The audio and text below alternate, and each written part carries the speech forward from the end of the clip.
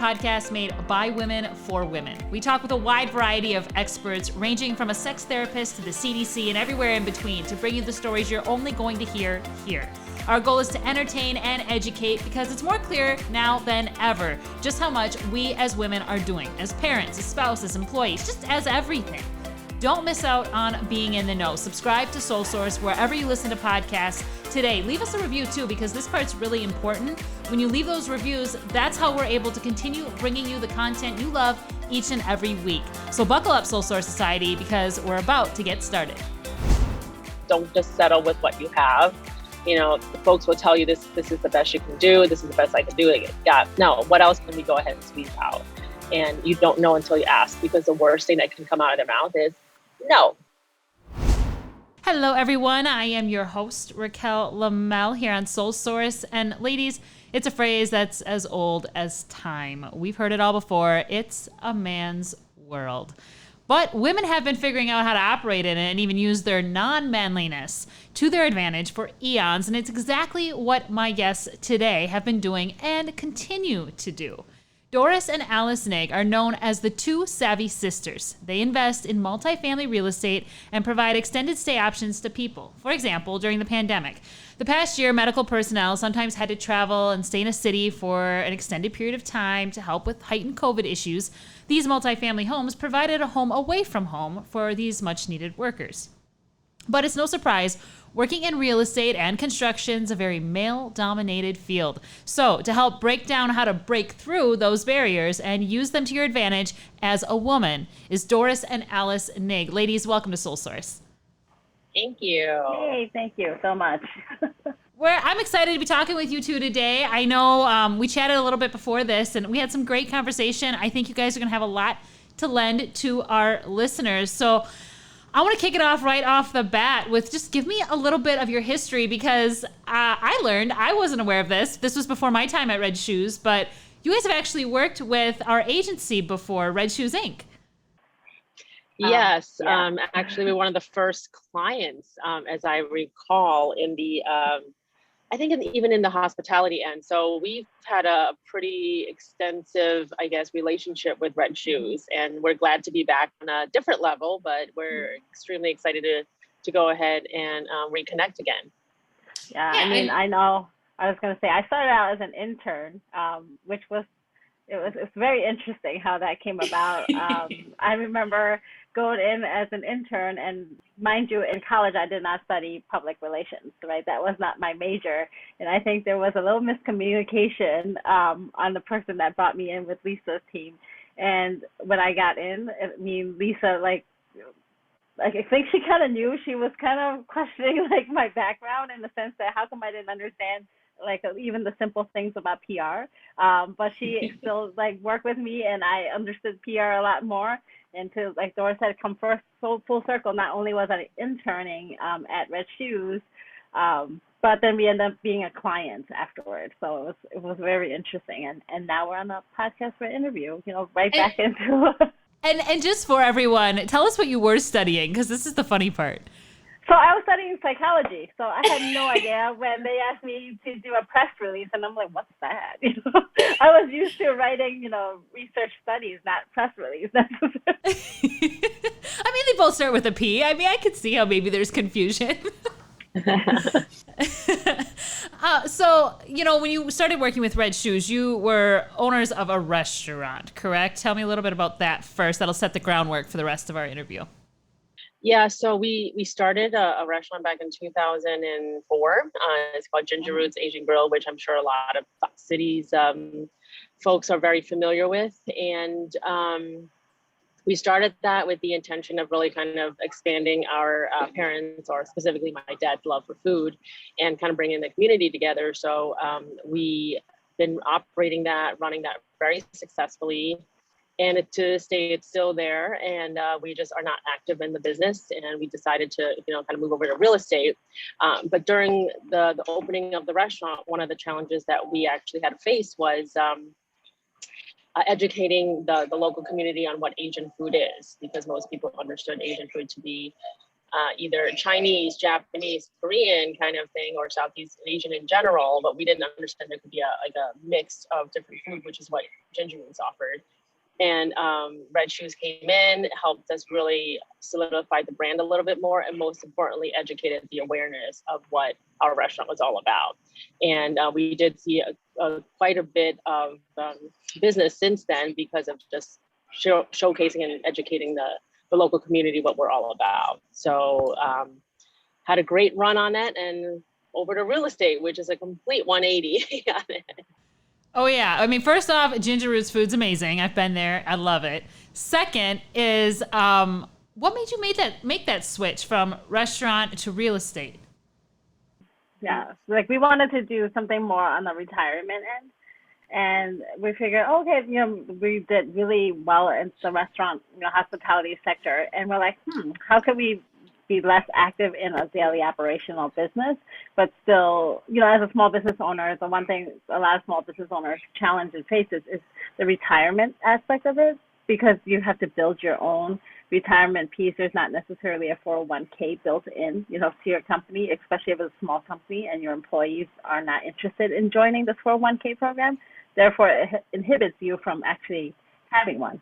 So that's what the case was. It was more looking into the future, and then also building a legacy. And one thing I was always curious about was real estate. So I pulled Doris along and say, hey, Doris, let's come on the real estate train ride and see. I said, well, if anything happens, we know we could build a restaurant again, so that's not a problem. So I said, let's try this out. So Doris, were you up for that? You just kind of jumped right in, or did you have some apprehensions? Yeah, I mean, when it comes to the both of us, she definitely is more of the visionary person. So when it comes to ideas and kind of moving things along, she inspires the both of us to kind of go ahead and try something new. So I always knew real estate was an area that we should get into just because of all the upside on it. I just didn't know how. And most importantly, I didn't know that I could do it because everybody knows real estate costs a lot of money to buy stuff, these buildings and these properties. So right out of the gate, I just didn't think we were good enough or qualified to do it because we've never owned anything aside from my own home kind of thing. So it was very scary just to go ahead and be able to just buy properties and hope one day they'll make it kind of thing. So you guys said that you got into the restaurant, or got out of the restaurant business and got into real estate to kind of plan your futures. That real estate angle of things was a whole new world for you guys. So how did you get into that, and how did you learn how to get started there? It was trial and error getting started.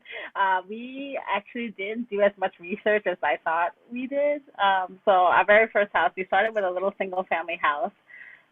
Thinking, oh yeah, we're gonna rent this. This is great. The numbers look great. We're gonna cash flow.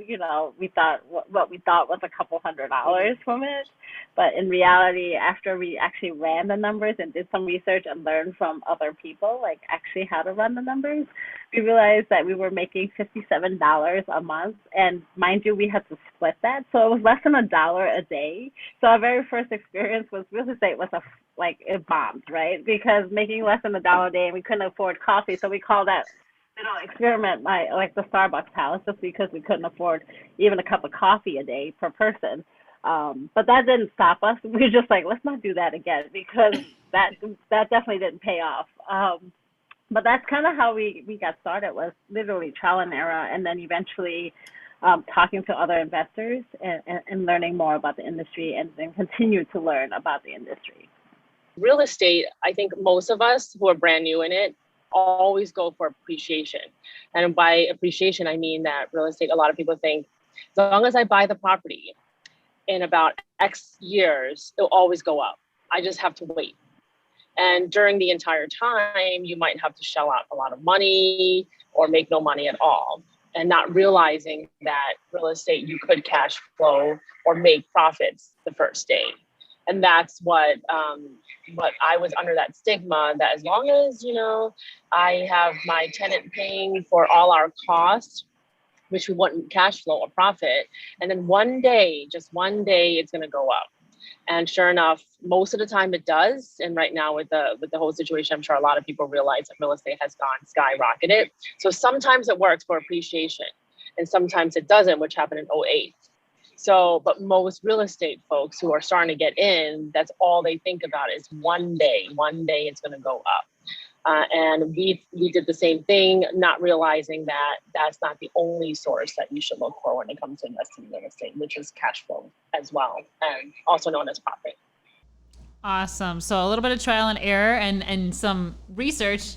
And here you guys are now today, multiple states, multifamily real estate homes, as well as other properties. Tell me a little bit about where you guys are at present day.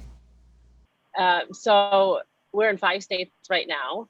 And we started out in good old Fox Cities as our first Starbucks house. And then from there, we branched out to Alabama, Birmingham. And then we moved on over to North Carolina, and then out to Arkansas, and most recently Minneapolis. So we intend to expand into other states. At this point, we're in 5 states. And tell me a little bit about these multifamily homes, because I gave a little bit in our intro about how, you guys are really helping, especially during this pandemic, and numbers again look like they're going to skyrocket here. So you guys have been kind of playing a big role in all of this. Tell me a little bit about that. So in the multifamily space, I know we were doing the single family house for a while, and we're like, this is not scalable. As any business owner knows, that you have to be able to scale your business in order to have that passive lifestyle of passive freedom, right, of income. So we're like, well, we need to do something different. So in the multifamily space, we got in, and then all of a sudden the pandemic, kind of hit, right? Because we were in this, literally about 3 years now. And the first year, it was a lot of learning curve. So it was, here and there, we kind of dabbled in a couple things, and it was more educational. But when we really got into active, it was like, whoa. And all of a sudden, in the midst of our project, the pandemic hit. And then it became no evictions. And we're like, now what? So we actually played upon it, and realizing we had some friends in the medical field as well. And that kind of introduced us to medical corporate housing. And then we also branched out to construction workers, because we realized that with the demand, even though the pandemic was going on, there was still construction needs. And so we actually focus more on corporate rentals now, being able to supply short-term housing for the traveling professional, pretty much. That's so important. It's so much better to be have those creature comforts of home than to have to be in a hotel for a long period of time. Absolutely. I don't know about you, but after a week, I prefer to do laundry instead of going to a laundromat, or actually cooking your own meal. So yeah, that's kind of what we end up focusing on. Oh, that's awesome. So, because we're a women-focused podcast, we talk a lot about women's issues here on Soul Source. So one of those things is that it can be a little scary to make a big career move like you ladies did, and to especially dive into something that is not something you're super familiar with, and you're kind of trial and erroring it. Can you give me a little insight into mentally and just how you guys overcame that, and any advice you have for people when it comes to those big scary things in life? Well, I'm going to take it from here, because we did struggle a little bit with the whole transition. Live by the model of, step back to step up, really. So what I mean by that is more of, we have to basically take a step back in order to really kind of go ahead and move forward. When we got out of the restaurant business, this is about 3 years ago, I'm going to speak for myself generally. I did have an identity issue, because the restaurant was so me. I was the restaurant, and the restaurant was me. So I always identified myself as, this is Doris from Ginger Roots. And I don't have that little mini tagline anymore. So this is just Doris. And I missed that component. My business coach did have to tell me I did have to divorce it or separate, because I was still very heavily involved. I still wanted to be able to support and all that. And he had mentioned, if you really want to move forward and have the company be successful and yourself be sane, basically, you need to get out. So that time when we got out of the restaurant actively, I actually ended up going, traveled around the world. I went to a few countries, and I took basically all of that year off. And it was extremely difficult, I thought, because all of us at one point want to retire. Yeah, I'm just going to live it up and, have a cocktail in hand and beachside. And I thought that was it. and I felt completely empty because I didn't have the Doris from Ginger Roots kind of little mini tagline, and I felt like it was pretty much, why am I here? Why? I still have so much left of life, but I just felt like I wasn't attached to anything anymore. So the area of significance, I was lost basically. So it took about a year to go ahead and recoup. And during that time, we learned real estate. That's all we did. We studied, we learned, we spoke to a lot of people on what it was. And again, we did take on another coach for real estate as well, which helped us propel our skill level a little bit more. Our business coach really kind of moved us into that mental space to make sure that we're fully ready to go ahead and jump on to a new type of opportunity. But we did have to take on some extra help and support on understanding the real estate world too. With that market, I think a lot of people understand it's a male-dominated market. So again, that kind of pushed my confidence level further back because I lost my identity and I didn't have that. I didn't have the skill set to jump in with these type of people in the real estate world. So that was, I would probably say that was one of my lowest point in this whole transition. But again, like my coach said, you have to step back to step up. So realize this is all a process and just trust it. So, and that's what we did, spending a year not doing anything, in my opinion, anything related to the well-being of real estate. I felt like I didn't contribute, which in fact I was all this time. It was intangible contribution more so. Wow. Alice, did you know your sister was struggling like that? And did you have any of those thoughts in the process? No, but too? I had the same thing. It was more all the time. It's like, oh, okay. It was kind of like you cut cold turkey, and all of a sudden you're into something else. And because we were, in business, it's a lot of like masculine energy. When you're in business, that's what makes it successful, right? And because we carried a lot of that masculine energy, it's no different than a guy like identifying with work. It was like all of a sudden like, ooh, it's like now who am I and what am I and what do I bring to the table? Because all of a sudden all the skill sets that we knew for 15 years, it was kind of like poof, right? But to your point is that being in the male dominant world, I think in the hospitality section, it is a male dominated industry as well. People don't realize that.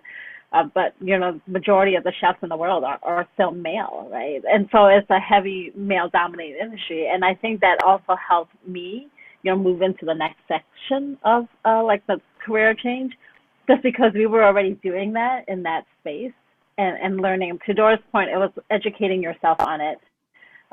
You really have to do that. You have to educate yourself and know, and then act as if you're in that space. And not be afraid. The biggest thing I've learned over time is to be a little bit more vulnerable in that space, in that industry, and it's okay. At first when we started the restaurant industry, we had no idea. Like, I'm not a chef by trade at all. I could barely cook my own dinners.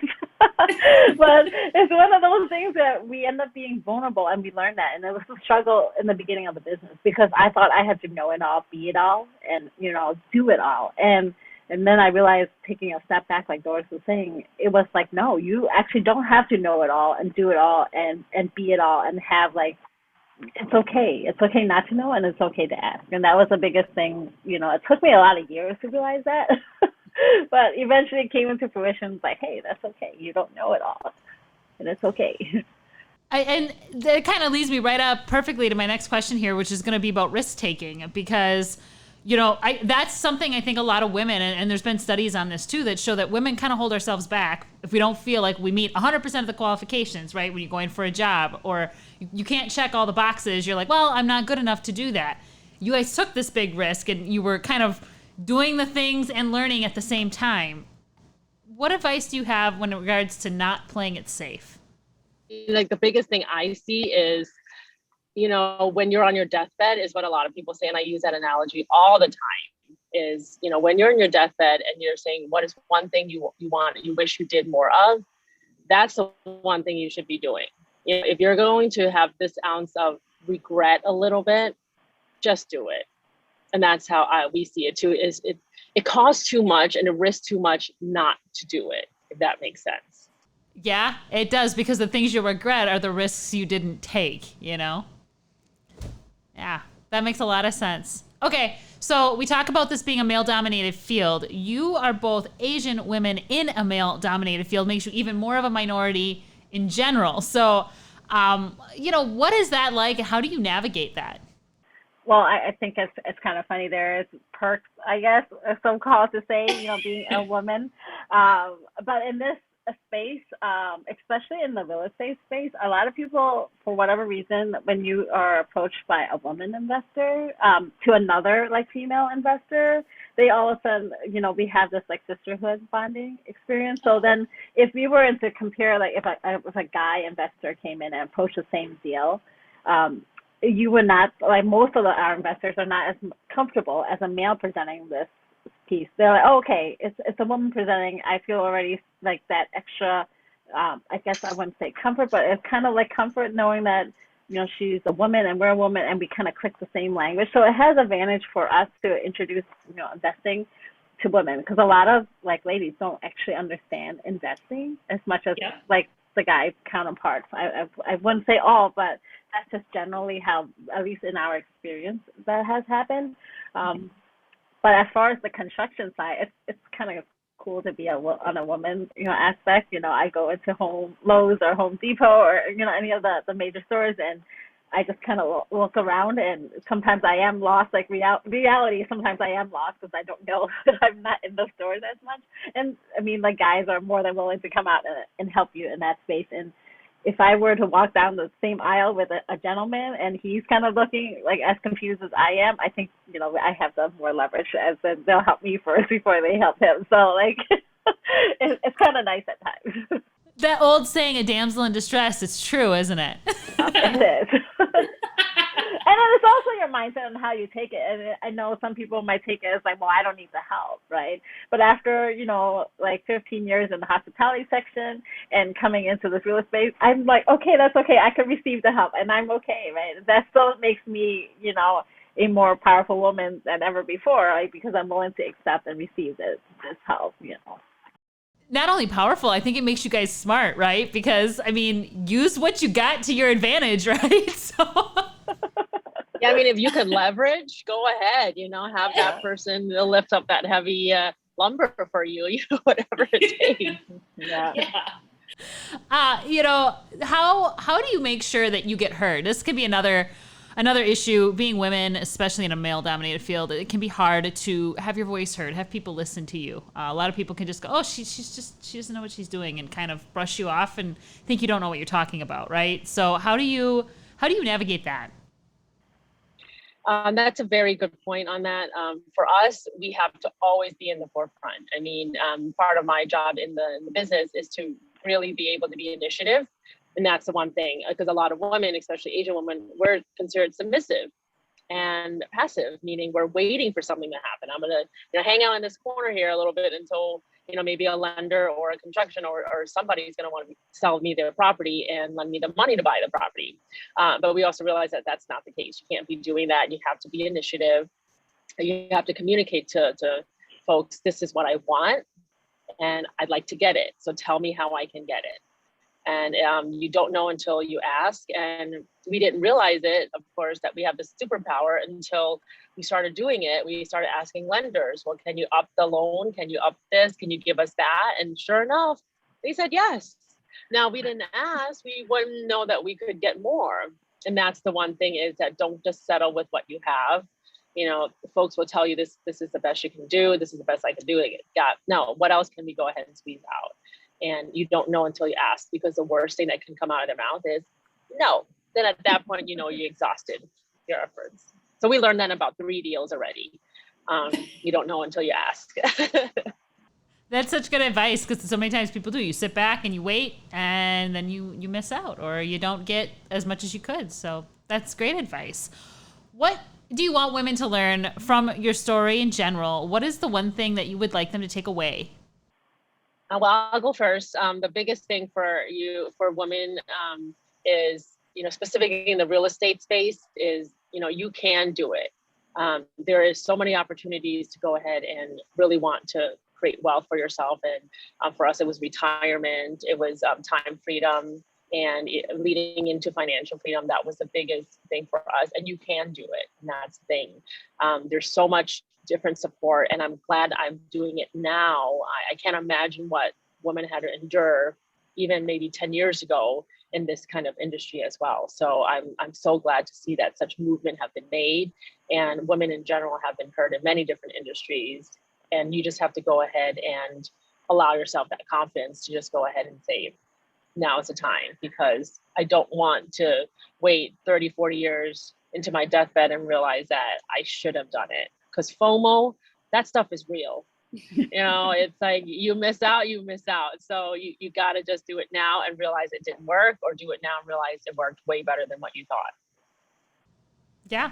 How about you, Alice? Well, the biggest thing is I kind of mentioned to be heard, right, in your voice, and definitely listen to your intuition on what works for you. The biggest thing is, like Doris was saying, if you're asked for something and all it comes out is no, and that's okay, because that means next opportunity, right? So that's all it is.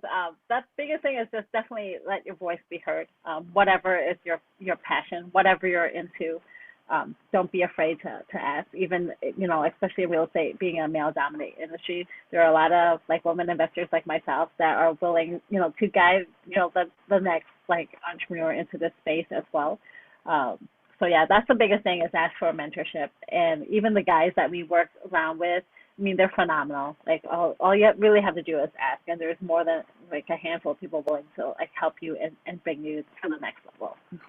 Awesome. So, our listeners, if anybody wants to get a hold of you guys, if they're looking for, maybe a unit to rent, or even just trying to get into real estate, or trying to take a career move, you mentioned, that sisterhood, that camaraderie with other women, and maybe someone wants to just talk with you about making a change like that. How can they get a hold of you? The best way, to get a hold of us is through email right now, because we are still working on our website, even after being in business for 3 years. People say, you need a website. I say, yes, I know I need a website, but I guess we've been successful without it. So it's one of those things where don't major in the minor stuff, but we definitely need to do that. But the best way is either Alice or Doris at twosavvysisters.com. That's the best way to get a hold of us. And the 2 is a number 2, but that's the best way. All right. Yeah, and also follow us on Twitter. I know we're not Twitter, excuse me, Instagram. We're pretty active on that. We want to be more active, and we like to kind of share our trials and tribulations when it comes down to just what's going on in real estate. We're a firm believer in lifestyle living kind of thing, where your work should intertwine with your personal life. It shouldn't have to be that separation. I struggle with that. A lot of people that knew me in the very early infancy stages of my business, starting a business in general, they knew that I struggle with that a lot. And now it's okay. It's okay to go ahead and say, this is my Saturday and I'm working. And it's okay to say this Monday and I'm not. Currently Alice and I are in LA. I would love to show you palm trees in the background, but I think that's a little bit, distracting. So I kind of kept my little screen thing going, my green screen. But that's the thing, today is Wednesday and we're out in LA. We're going to head out to Redondo Beach in a little bit, but this is where life is. I'm going to work and I'm going to play, and it shouldn't be just only one thing or the other. And we have that lifestyle living balance. So, and follow us on Instagram, because that's what we like to go ahead and kind of share those. Email us. We'd love to chat. That's probably one thing you realize, that we're big chatters. So what you expect to be a 30-minute conversation usually turns out to be in excess of an hour. So we'd love to go ahead and kind of learn your stories and how we can both help on your end too. So perfect. I love it. I love it. You guys were so much fun to talk to, or you ladies, were so much fun to talk to. I will have links to the Instagram account and your emails listed in the show notes of this podcast, so people can reach out to the 2 Savvy Sisters, number 2 Savvy Sisters. That's how you find them. Thank you both for being here, and enjoy the beach. I'm jealous. Well, thank you. Will do. Thank you for listening. And if you want to hear more Soul Source, just subscribe to our show. We're available wherever you listen to podcasts. And you can watch us too. We're on YouTube. Just look for Soul Source. Soul Source is brought to you by Red Shoes Inc., a leading agency specializing in crisis and strategic communications, media relations, social media, and so much more. To learn more about Soul Source and Red Shoes, visit us at redshoesinc.com.